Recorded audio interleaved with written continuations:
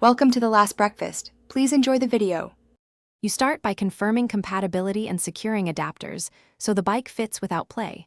Once the trainer sits on a level surface, mount the rear wheel and engage the skewer or axle. Tighten hand straps or quick release until the wheel is clamped firmly.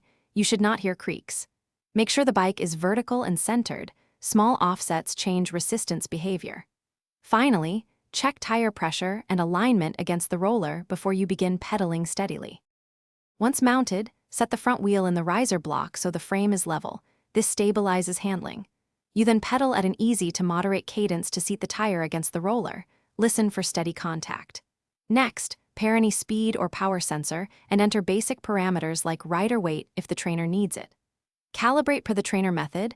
Manual trainers often require a spin-up and hold for calibration. Keep steady pressure and note baseline resistance. You begin the session with a controlled warm-up and then increase effort to reach your target zones.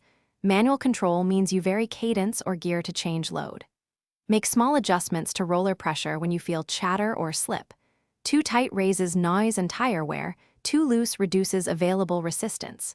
If you encounter persistent noise, slipping, or uneven resistance, stop and recheck the clamp tightness, tire condition, and that the roller sits square against the tire.